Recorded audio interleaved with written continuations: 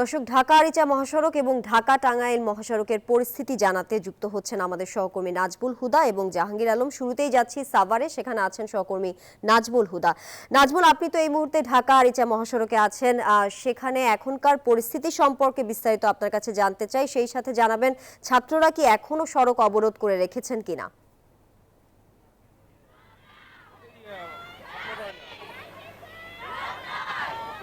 তানিয়া, আপনাকে ধন্যবাদ। আপনি যেমনটি বলছেন, গেল শনিবারে কিন্তু যে প্রত্যয় নামে সিআরপির একজন নার্সিং কলেজের এক শিক্ষার্থীকে ইতিহাস পরিবহনে কিন্তু বাচ্চাপা দিলে সে ঘটনাস্থলেই মারা যায়, এবং সেই মারা যাওয়াকে কেন্দ্র করেই কিন্তু আপনারা দেখছেন যে শিক্ষার্থীরা বিচারের দাবিতে কিন্তু দেখছেন যে এখানে অবস্থান করছে এবং তারা তার বিচার চায়। এবং সিআরপি নার্সিং কলেজের ডিপ্লোমার সায়েন্স অ্যান্ড মিডিয়া কোর্সের যে প্রথম বর্ষের শিক্ষার্থী, তাকে সেই অকালে যে প্রাণ ঝরে গেল, সেই প্রাণ ঝরে যাওয়ার জন্যই আসলে যেই পরিবহনের ঠিকানার যে মালিক এবং যেই চালক এবং যারা এর সাথে জড়িত তাদের গ্রেপ্তারের দাবিতে কিন্তু তারা বিচারের দাবিতে কিন্তু দেখছেন যে গতকাল এবং আজকেও কিন্তু সকাল 11টা থেকে এখন পর্যন্ত প্রায় 3 ঘন্টা এই সড়কটি কিন্তু তারা বন্ধ করে রেখেছে এবং তারা কোনো পরিবহন যেতে দিচ্ছে না। এবং সেখানে আইন শৃঙ্খলা বাহিনী এসেছেন এবং তাদের সাথে কথা বলেছে, উপজেলা নির্বাহী কর্মকর্তাও এসেছিলেন এবং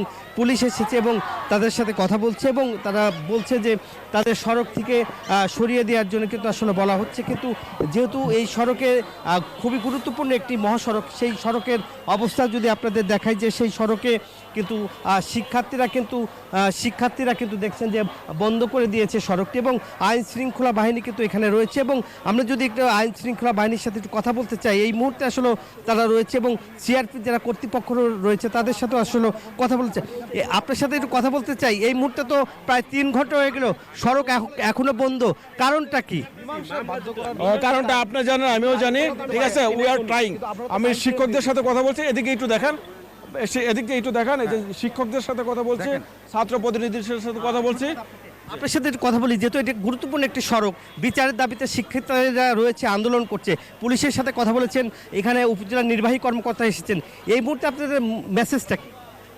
এই মুহূর্তে হচ্ছে আমাদের প্রশাসন থেকে লোক এসেছেন, আমাদের ছাত্রছাত্রীরা এদিকে আন্দোলন করে এদিকে ব্লক করে বসে আছেন। এখন আমাদের সর্বোচ্চ চেষ্টা হচ্ছে যত দ্রুত এটা সমাধান করা যায় ততই আমাদের সবার জন্যই ভালো। আমরাও সবার ভালো চাই, কারো ভোগান্তি চাই না। এবং যে মারা গেল তার পরিবারকে কীভাবে আমরা মানে সন্তুষ্ট করতে পারি যে বিচার চলতেছে বা আপনারা দ্রুত এটা বিচার পাবেন, তাকে ততটুকু আশ্বস্ত করা। এবং আলটিমেটলি আমাদের এখন মেইন গোল হচ্ছে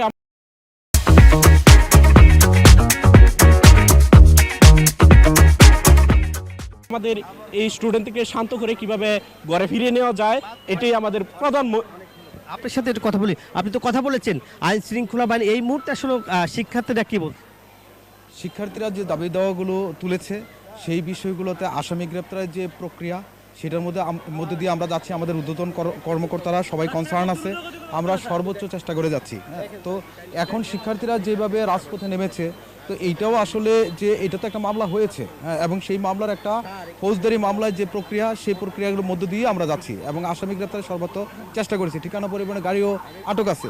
তো এখন এই রাজপথে এইভাবে প্রতিবন্ধকতা, জনদুর্ভোগ সৃষ্টি না করে শিক্ষার্থীদের বুঝাচ্ছি তোমরা ঘরে ফিরে যাও, এবং আমরা আমাদের এই যে একটা আলোচনার দ্বারও থাকছে পাশাপাশি, কিন্তু সেটা একটা এরকম নয় যে একটা টাইম ফ্রেম করে দিয়ে তাদেরকে বাধ্য করা আলোচনা। অনেক ধন্যবাদ আপনাকে। এই যেমনটি আসলে বলছেন, আইন শৃঙ্খলা বাহিনী তাদেরকে বোঝানোর চেষ্টা করছে এবং সড়কে কিন্তু আপনি দেখতেই পাচ্ছেন যে এখন দুই পাশেই কিন্তু সড়কে পরিবহন আটকে আছে এবং গুরুত্বপূর্ণ একটি সড়ক, এই সড়কের অবস্থা খুবই গুরুত্বপূর্ণ। এই সড়কে আপনি দেখছেন যে শিক্ষার্থীরা এখনো আন্দোলন করছে। এই ছিল আমার কাছে ঢাকা আরিচা মহাসড়কের প্রত্যয় নিহতর ঘটনার সর্বশেষ।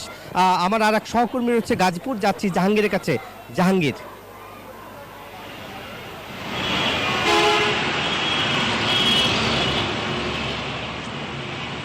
ধন্যবাদ নাজমুল। আসলে আপনি যেমনটি বলছিলেন, আমি রয়েছে এখন গাজীপুরের ঢাকা টাঙ্গাইল মহাসড়কের কোনাবাড়ি এলাকায়।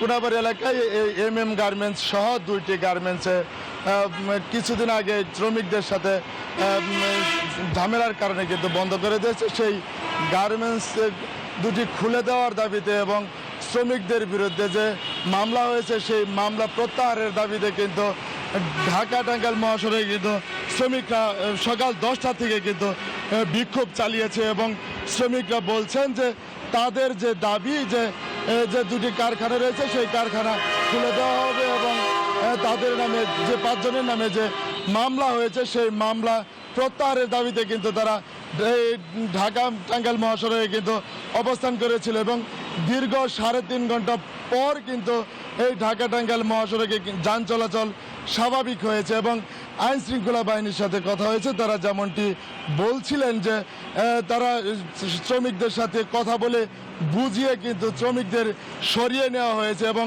এই মুহূর্তে আমি যদি একটু দেখাই যে ঢাকা টাঙ্গাইল মহাসড়কে কিন্তু যান চলাচল স্বাভাবিক রয়েছে এবং সাধারণ যাত্রীদের সাথে কথা হয়েছে। যাত্রীরা বলছেন যে তারা কিন্তু চরম ভোগান্তির মধ্যে ছিল এই 3.5 ঘন্টা এবং শ্রমিকরা কিন্তু তাদের আইন শৃঙ্খলা বাহিনীর সাথে কথা বলে।